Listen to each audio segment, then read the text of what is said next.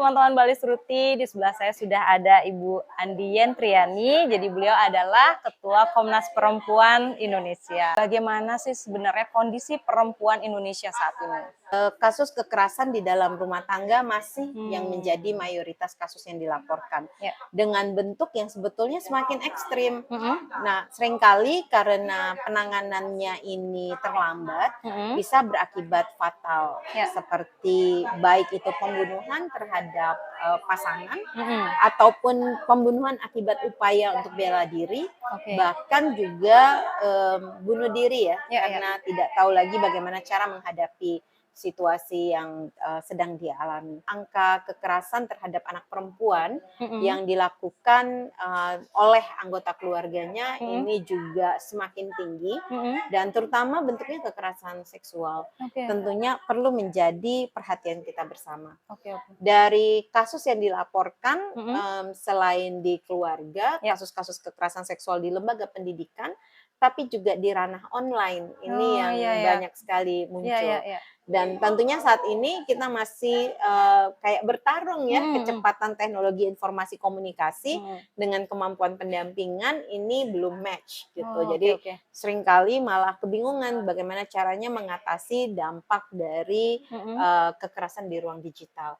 Kedepan kekerasan ruang digital ini akan semakin sulit karena kita kenal deepfake ya, dengan artificial intelligence gitu misalnya, sehingga orang betul-betul bisa seolah-olah dia yang ada di dalam materi yang dilaporkan itu, tetapi bukan dia. Tapi dampaknya bisa jadi sama-sama membuat orang terpuruk ya sebagai korban. Nah, di Komnas Perempuan kami juga memperhatikan adanya peningkatan pelaporan kasus kekerasan yang terjadi dalam situasi konflik maupun perebutan tanah. Ini bisa di konflik sumber daya alam akibat pertambangan ataupun perkebunan, tapi juga terkait dengan penggusuran pada saat wilayah tersebut dijadikan kawasan proyek strategis nasional.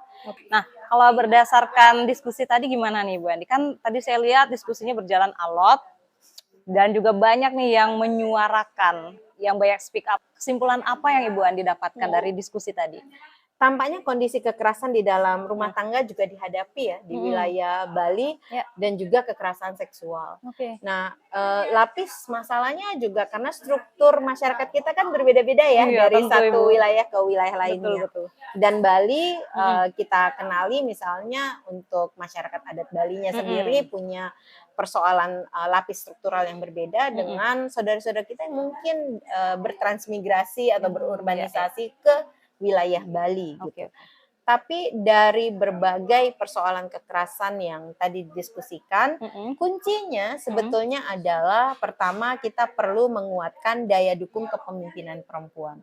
Daya dukung kepemimpinan perempuan ini hadir dari diri perempuan sendiri, tapi juga semua orang yang berada di sekelilingnya untuk memastikan perempuan bisa mengambil keputusan gitu ya dengan daya kritis gitu terhadap situasi yang ia hadapi.